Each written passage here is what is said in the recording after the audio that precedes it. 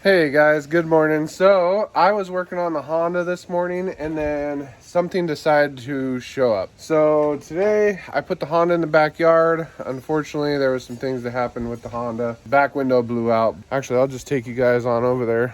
As you guys can tell, my truck's no longer sitting there and the Yukon is no longer sitting where that van is. Got rid of the Tahoe, Yukon, whatever. Honda's okay. It's still fine, but big issue is that the night after I had gotten the rear window welded up, or at least started, the back glass unfortunately blew out of it. So that's getting put on hold because I was trying to clean that up when the stuff up front showed up. So we're going to go up there and show you that. So I basically traded the Yukon for this 350, this MV 4500, 5-speed manual, and transfer case. So let's get into it, and I will talk a little more as to reasons why I am not going to do the LS and why I want to have something carbureted in this truck. So here we go.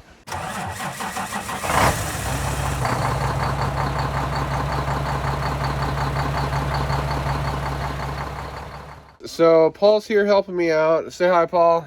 Hey. We gotta get this front end off the Chevy so we can get the old motor out. So wanted to just have a quick little conversation as to the reasons why I am not doing the LS swap, and I'm going with this.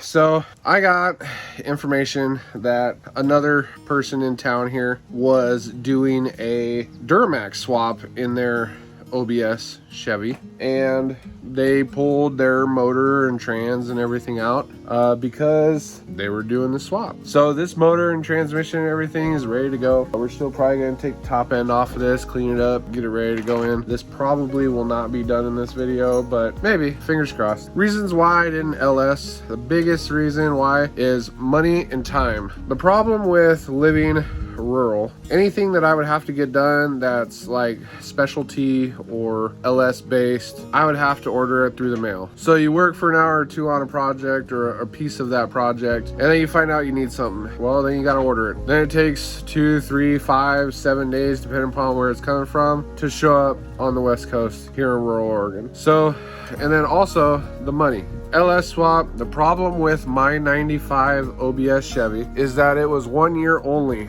for the electronic control for the transmission as well as the engine. Unfortunately, there's not really a lot of compatibility when it comes to adapting the LS into my Chevy on the cheap. I would probably be well over $1,500 to $2,500 just in parts, and that's not even sending the PCM off to get reflashed. I would have to use the transmission and transfer case from that Yukon in my truck because this transmission will not communicate. Even if I got an aftermarket harness and ECU like the Terminator X or Terminator Pro Series, this transmission was a 1 year only. Resistance on the wires was weird. This has been after weeks of just me doing research online, trying to figure out an easy solution, fast solution. This right here is going to be the easy and fast solution. Cool thing is I need probably about 2 or 3 hot wires for this thing to run. Because my truck is fuel injected, all I would need is a regulator to feed back into the return line, and then just set this for 5.5 or 6.5 pounds of pressure, and all day this will run no problem. The LS, there would have been a lot of gremlins, a lot of nightmares to try to beat around the bush to get that motor to where it runs and operates, shifts, 4-wheel drive works. It trying to communicate to the dash, because once again, that would be a whole nother scenario to try to figure out. Enough with the rant. Cool thing is that the transmission is an MV 4500, so it's going to be a 5-speed manual. And then I also have the transfer case, as well as he is going to be dropping off the pedal box later today when he gets off of work, which we will not probably even be anywhere near needing the pedal box even today, let alone probably this weekend. I will probably throw this on a time lapse so we can get the motor, trans, and transfer case out in a timely manner. It is quite easy pulling a small block Chevy out of a vehicle, almost every vehicle that GM produces. It's tried and true. I think I can even use all the exhaust and everything, but it's going to hopefully go pretty quickly. What we're going to do, because the truck does sit up quite high, the boom is actually all the way out on the cherry picker. We're going to take the front clip off just so we can go straight in and out with it. So yeah, let me grab my tripod and we'll get you guys set up and we'll get you on time lapse.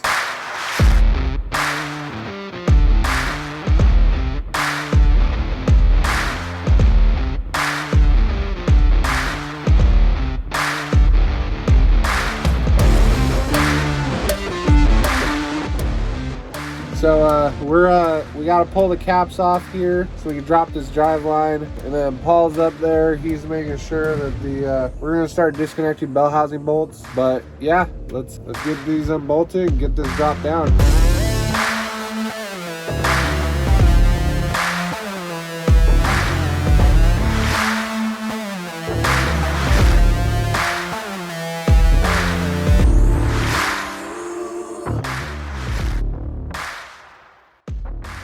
I had to break for a little bit. We had some lunch. My allergies started really getting at me. You can probably hear it in my voice. Transmission's pulled apart. Clutch looks pretty choppy, so we're getting that swap. We're gonna swap all that out. That's gonna be tomorrow. Our main goal is to still get the motor, trans, and transfer case pulled out by the end of the day. Got the drive line dropped out back, so you'll probably see us underneath unhooking everything, getting the wires, getting the exhaust. Paul got the exhaust cut out while I went and grabbed lunch, so let's keep at it.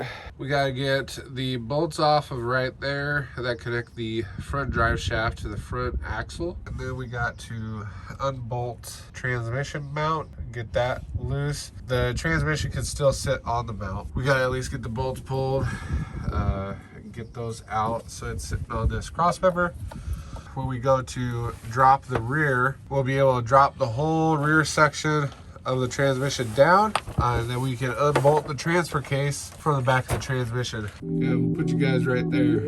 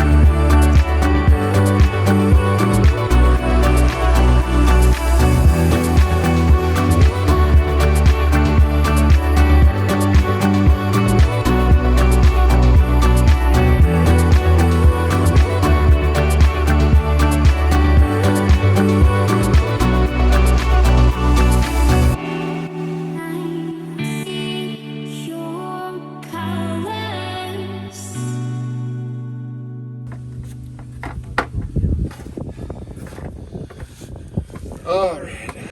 I cleaned up last night. I was like, I'm done. And now look at me. Yep. All right. We want to slide the bucket out.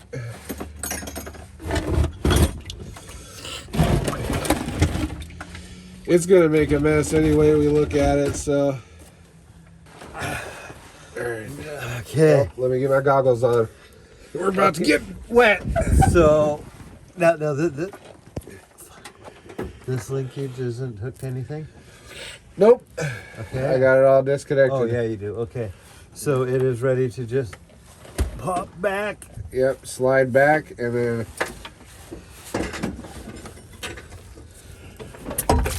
Oh, Jesus Christ. Oh my God. Okay. Coming my way. I'm out of here. Whoa. What? Oh, it's like a murder scene. I'm covered in it. I'm just holding it here. That's for my cardboard. My friends left me. What was I supposed to do, man? Well, quick, slide it into the grass over there. What do you want? Where do you want it? I don't care. You want the bucket back? No, it's too late for the bucket. Okay. What do you wish me to do? Just slide it over there into the weeds. Let's kill the weeds. Oh, man. All right, well, I'm sitting there holding this. It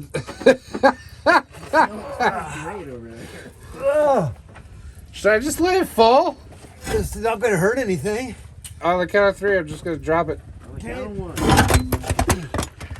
Look at that. It came out by itself.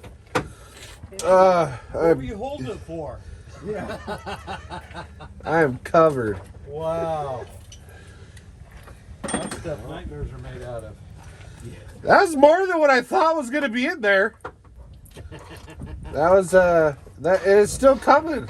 Okay, well, I'm moving the camera back. Get the bucket. You want to slide that out?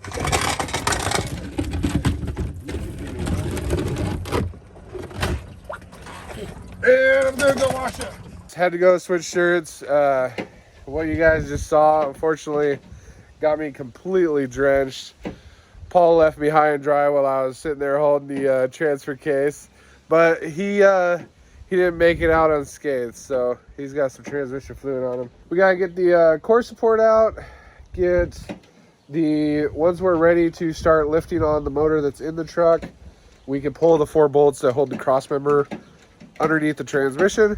That way we'll be able to drop the transmission down, pull the motor out, stab the transmission out, and then we'll get it all prepped.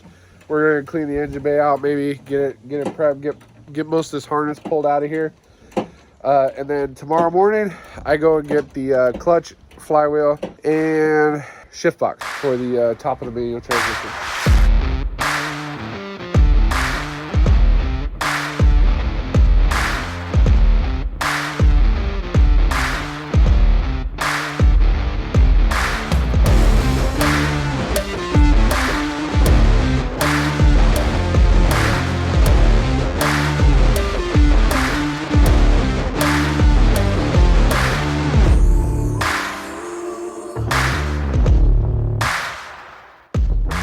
Day 2. So first half of the day, unfortunately I had to go do a bunch of stuff, so we are now home. We have the old motor out, a horribly disgusting engine bay that we're going to clean up and at least get it halfway respectable, the new motor and transmission. As you can tell, the clutch is burnt out. It's got a lot of heat spotting. This flywheel looks pretty bad. So we're gonna pull all this. We're gonna prep the motor. I don't know 100% if I'm gonna be running this intake manifold. I just checked Amazon and my fuel pressure regulator because we are going to be using the factory pump in the tank. That won't be here until probably next weekend, so we'll at least have the motor in it, transmission in it, all that stuff. Unfortunately, it won't be running today because I am still waiting on some parts, but as you can tell, that pallet is loaded up, ready to go. And so we just got to get this cleaned up and get it prepped. I got to pull some of that harness apart, figure out what needs to stay, what can disappear, because I'm going to want to try to keep obviously part of the harness for the windshield wiper motor regulator, the heater, blower motor, all that stuff. So I'll have to track some of that wiring because of the manual swap. We won't need any of that wiring associated with it, but I will also have to figure out the neutral safety switch and the reverse light circuit so I can get that wired onto the transmission. Yeah, let's get into it. So first things first, we're going to have to remove the AC because the AC is not going to be part of the system anymore because the new motor is just all mechanical, doesn't have that. It literally has an alternator and a power steering pump. This truck never had a working AC, so I'm just going to shed the weight off of it. And then we also have to figure out what wires in this harness are going to be needed. Basically just send the power sense wire to the alternator. Basically I can probably snag the digital sensors off of that and put digital gauges in the cab, or go analog and just do it old school, coolant temp sensor in the neck and figure it out. But gotta get in it. So here we go. All right guys, so we got the majority of the harness all out. We're actually gonna probably just wire this like I did my the hard body, which I'll probably drop a picture. I'll try to track down a photo of kind of this what we did on that, and we'll just apply it to this guy here. So want to keep it simple. We're just going to do a very simple electrical system on it. That way, if there's any issues, only certain wires are going to be dedicated to certain things, and it's going to be as simple as we can possibly get it. So now I gotta just spray all this down, get this cleaned up. I already wrapped the gearbox line ports in plastic, so we can just go to town, just spray it all down, and then just probably take a hose to it, clean it up. I do have some undercoating that I'll just probably spray on the frame rails because, as you can tell, it's pretty bad down there. But other than that, yeah. So let's get at it.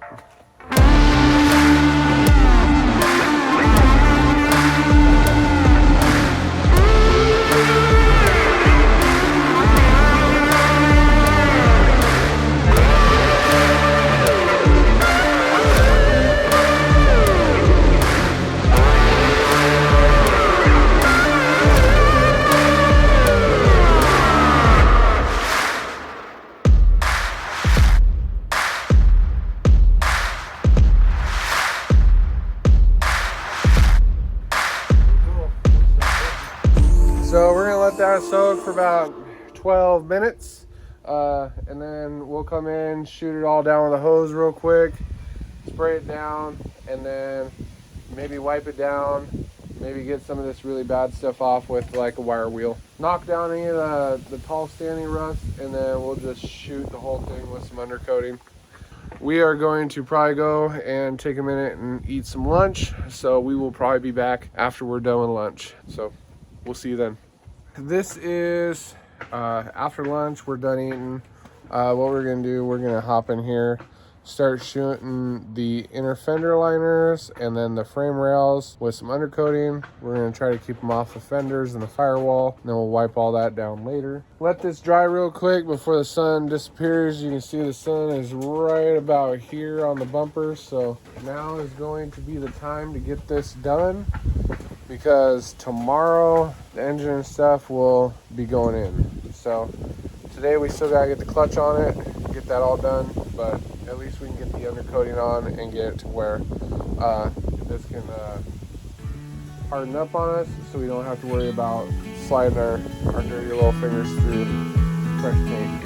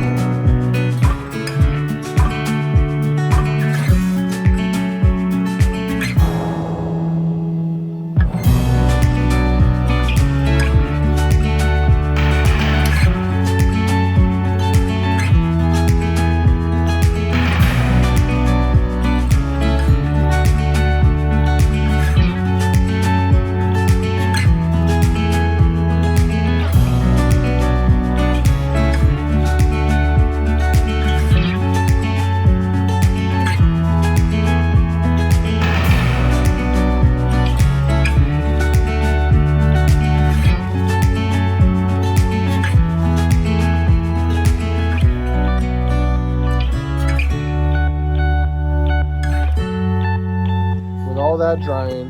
We're going to let that harden up a little bit, and then we're going to focus on seeing if we can get the flywheel off and get the new flywheel on and get all that taken care of. So I'm going to move you guys. So in shipping, all these raw metal materials like rotors, flywheels, anything that is raw metal, get shipped with a fine coat of oil or shipping lube on it. Flywheels, you want to make sure that all of that is cleaned off, because when you go and mount the clutch onto the flywheel, when you go start it up and you push that clutch in, all that oil is just going to cook in the composites on this clutch disc. So you want to make sure that that's 100% clean, dry, has none of that residual oil. You can clearly see how bad our old one was. While the transmission's out and the engine's out, this is the best time to put a clutch in it. So we're just going to get this installed and go from there. All right, so flywheel's on. You don't actually now want to touch this. We're going to clean it up one last time before we put the clutch disc and pressure plate on. Once you clean this off finally, before you put your clutch disc on, never touch the surface. The oil's on your hands, get on there, it'll burn spots into your new flywheel, and you want to maintain a nice clean mini surface.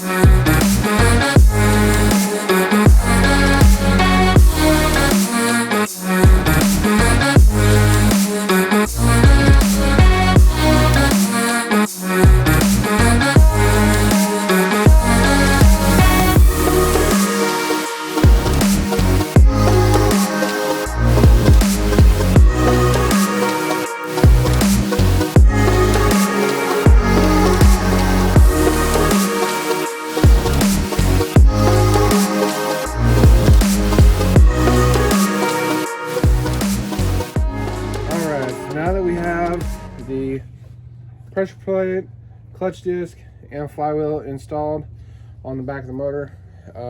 You always want to double check your alignment tool. Make sure that goes in and out. Make sure you have one, because it is a pain if you just try to run the shaft of the transmission in there without having that lined up to the pilot bearing. You'll never get it in there, because the pressure plate is already clamping down on the clutch disc. You're not going to be able to move that around by hand by 1-2 people. Always buy a clutch kit with an alignment tool.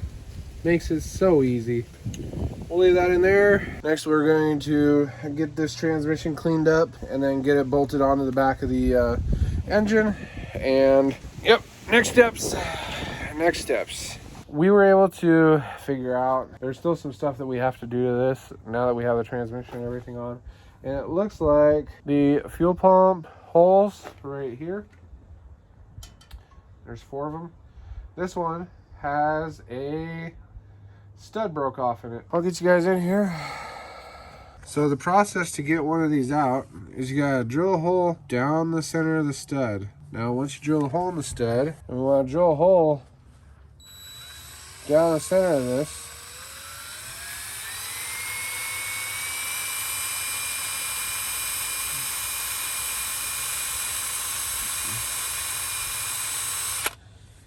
and then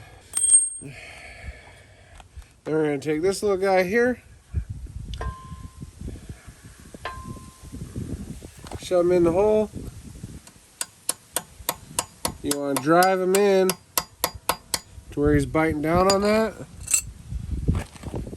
And then you don't want to get crazy, but you want to put enough pressure on that to get that to spin out.